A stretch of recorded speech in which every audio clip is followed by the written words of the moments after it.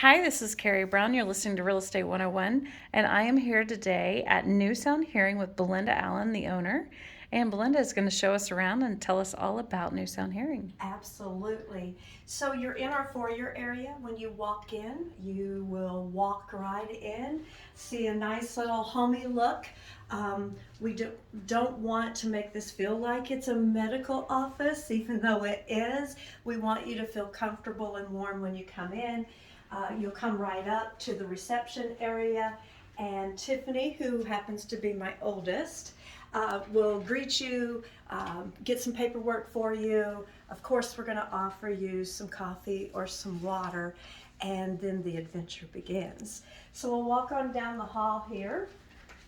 We currently have a patient filling out paperwork, so we're not going to scan over there. We'll come back to that here in just a minute. Done. You're done. But there's a nice little waiting room here, and you will sit down, fill out all of your intake paperwork. We ask a lot of personal questions.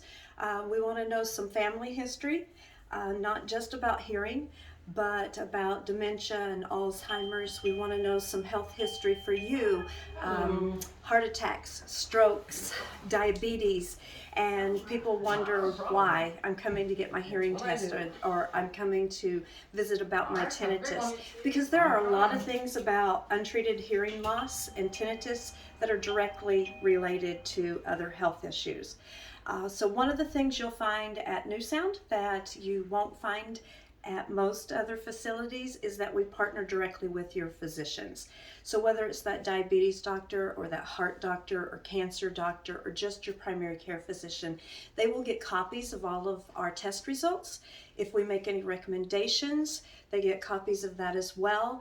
We want to work with them to make sure your overall health is taken care of. I'm going to go ahead and show you my office. We'll skip the bathroom, that's no fun.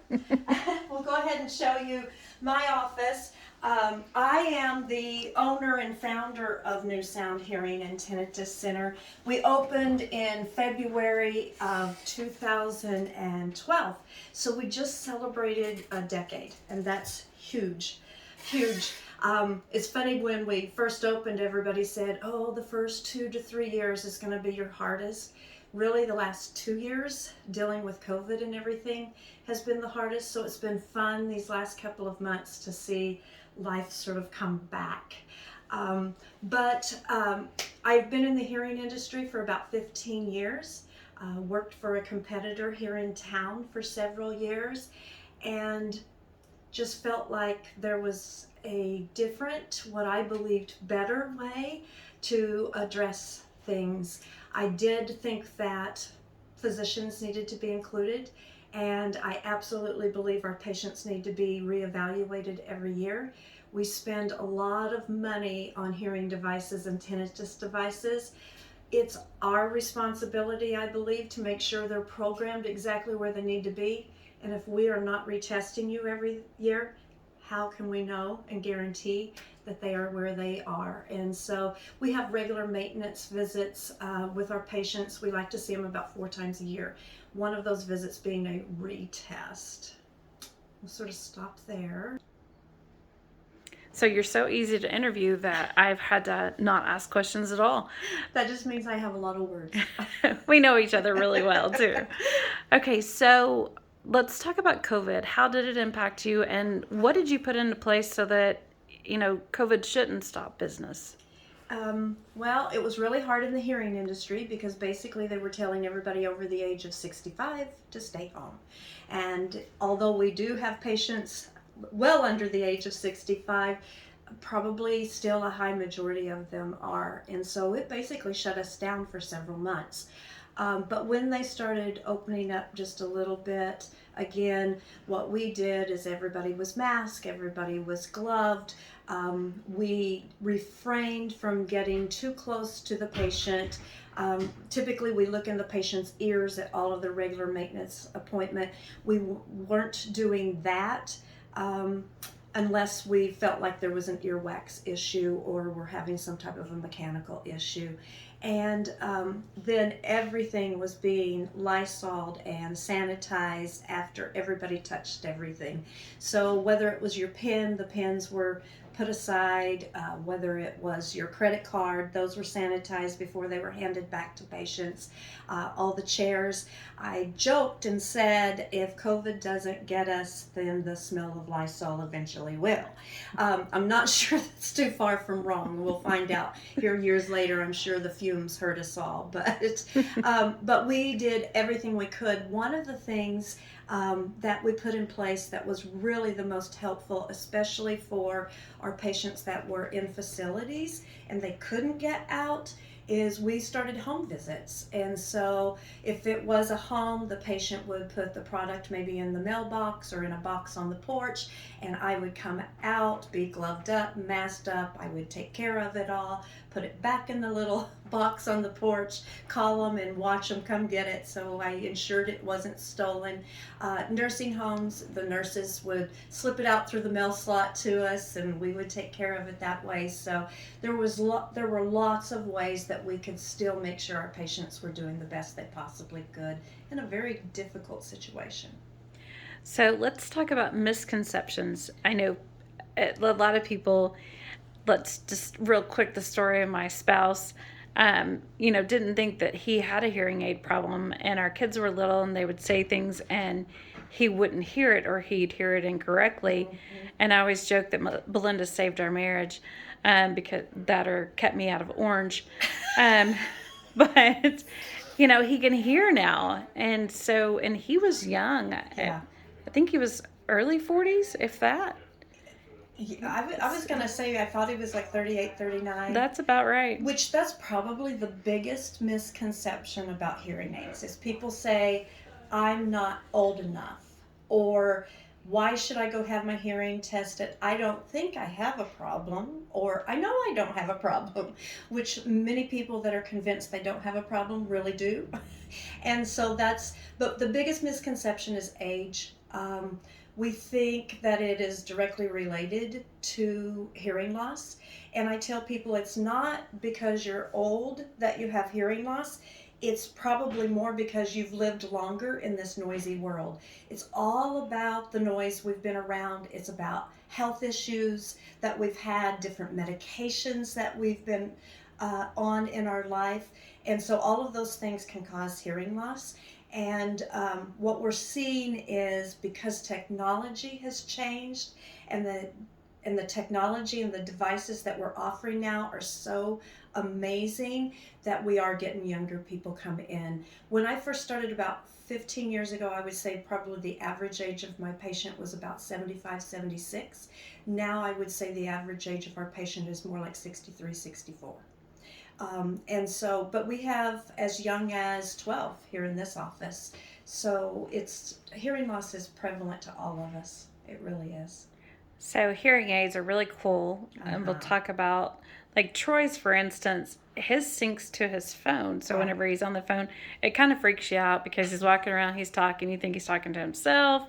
He's not. He's on the phone. He's not even actually carrying his phone. Right. So for our younger patient database, yes, the Bluetooth technology is amazing. They sync to your smart device. And that's not just your phone. It can be your iPad. So when you're traveling and you're watching movies, you don't need earbuds anymore. Your hearing aids are your earbuds. But anything on your phone that makes sound, whether it's your music or your map directions, your Google Maps, everything's going to Bluetooth to stream to your devices. You will hear it. No one else will. So, but that's just icing on the cake.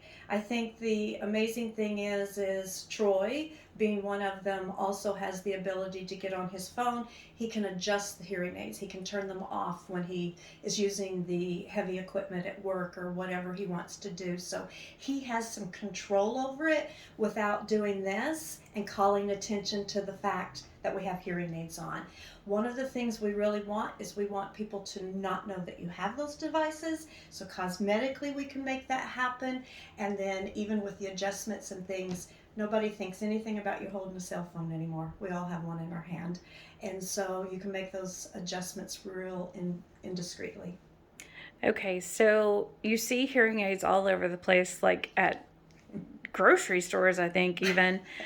How do those compare to what you do? The majority of what you're going to see being advertised on national television and on the internet and things like that, even though they're saying hearing aid, is not an actual FDA mandated hearing device, medical technology. Most of them are what we call amplifiers, and the best way for me to explain that is it's like a remote control on the TV. If I turn it up, it turns everything up equally. The tricky part to that is most people's hearing loss is not, it didn't affect all of the frequencies of their hearing, it just affected some of them. So for example, someone like Troy that's been around a lot of machinery and equipment, he'll hear really well in those low bass tones, but he doesn't hear those high frequencies hardly at all. And so an amplifier, in order to get those high frequencies up, bring up those lows so much that it makes it so loud it's uncomfortable. And so it really is best to go somewhere that has a licensed audiologist to get an actual hearing exam, not just something that's on the internet. There's different kinds of hearing loss, and not all of them need hearing aids. So don't spend any money until you know that you actually need something by a physician. And then once you have that hearing loss and you know what kind of loss it is, and hearing aids are recommended, my number one rule is look around. Find somebody that you believe you can trust. I know you're more worried about the money, as we should be, but you really do want the follow-up care. You want to make sure that whoever you're buying from is going to be there when that device needs some maintenance or when you need to be retested. You want to know what they're charging for those follow-up visits. You want to like the person that's at the front desk and that's going to answer the phone. You want to make sure you're buying from somewhere that is going to actually answer the phone. So there's a lot there. We do things a little differently in that I show patients all of the prices, from the very lowest of technology to the very newest of technology, and then I try to narrow it down based on their lifestyle and sort of what they're wanting that device to do, and I give them a range, and then I let them as a family decide what they believe is going to be best for their pocketbook. I don't want to know your finances, and I'm not going to be the one that says you've got to buy the most expensive ones or don't buy it all. My goal is to help you hear better than you did when you walked in here, and I will do our very best to make sure whatever you choose does as good a job as possible. So does hearing loss contribute to like dementia or Alzheimer's? What they're finding, and most of the studies are coming from Johns Hopkins, and so you could actually Google hearing loss and dementia or Alzheimer's and see all sorts of information. But what we know is as we age, we lose some brain cells. It just happens. What we also know is that untreated hearing loss can cause us to lose the ability to process sounds of speech. That is one side effect that people aren't aware of. I tell people all the time, you can go years not hearing the beep on the microwave and still know when the food is done. You'll figure it out. But if you go years not hearing that particular sound, which is also related to certain sounds of speech, unfortunately that particular portion of our brain can forget how to process that particular sound of speech, and once it forgets, it never relearns it. So what we're seeing is, and what we believe is that untreated hearing loss can actually enhance or increase the risk that you could get dementia or Alzheimer's. So if there's no other reason to have an annual hearing exam, that's a good one right there. So we want to know if there's a family history, because obviously if there's a family history of dementia or Alzheimer's, that's going to increase your risk.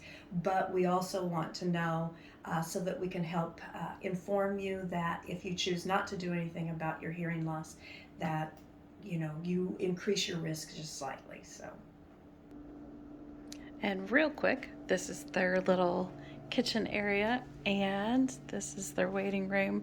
Obviously, Belinda has some serious style. We like to decorate too. We're going to walk into our testing room. Our other licensed specialist here, her name is Megan. She's actually in with the patient, and so he'll be in the sound resistant booth, so you won't be able to see him, but I wanted to show you the room, show you the facility, and we'll sort of peek in on how she's doing it. If you hit me, you can't hit me. John, are you able to hear me? Can you hear me now? Oh, you're on, Ray. Okay. What I'm going to do is I'm going to start by testing your right ear first. I'm going to play you a series of beeps. Some of those beeps are going to seem really loud and others will seem very, very quiet. Anytime that you hear a beep or think that you hear a beep, will you just push the button for me? Here we go. So you got to hear Megan sort of give the directions at the beginning of the hearing test. There's actually 3 main parts of the test, and that's another misconception in this industry is a lot of people say, oh, I'm tested every year at work. That is just what OSHA requires them to do, and it is, if you hear a beep, raise your hand or push the button. But they also should be doing what's called bone conduction, where they put a device back behind your bone. That's the only way they're going to be able to determine what kind of hearing loss it is and whether or not we need to call in an ear, nose, and throat specialist. So if they're not doing that, please make sure they get that done for you. And then last and most importantly, I think, is the word testing. She'll give him some words and he'll repeat them back. We want to know what's the least amount of volume that you can still comprehend speech 50% of the time.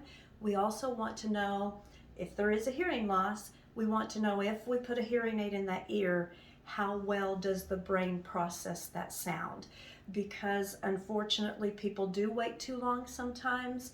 They'll come in and say, oh, I'm ready to get a hearing aid, and we'll visit with them, find out they know they've had this hearing loss for 25 years. We do the speech testing and realize they only comprehend about 30-40% of the words. We can still help, but we need to have a hard conversation with them and the family and explaining, yes, this is going to help, but we're never going to hear the way you want to hear because you've lost that ability. But the most important thing the hearing aids are going to do is keep you from losing more of that ability as rapidly as you have been. So we try to monitor all of that. That's another reason why we encourage yearly visits, even if you don't have a hearing loss. We want that baseline. We want to be able to see if and when something's happening, and can we relate that maybe back to COVID? Can we relate it to the injury, the car wreck? It's just nice to have that information in your medical records. Okay, so how do they get a hold of you if they need to have their hearing tested? You can call 785-783-8121. That number will ring into our Topeka office. Even if you call our Holton office number, it still rings here. Tiffany is our scheduler guru, and so we let her take all of those phone calls. We do have a Holton location that's open on every Monday and Thursday. And then here in Topeka, we're here 5 days a week, 9 to 4, every day except for Thursday. Thursdays we're open late. We stay till at least 6, sometimes later. And Fridays we're here till 2. And then we're open 1 Saturday a month because we do have a lot of our patient database that's still in the workforce, so we try to make it very convenient. You can also check us out on our website. It's newsoundhearing.com, and remember, new is NU, newsoundhearing.com. And thanks for listening to Real Estate 101.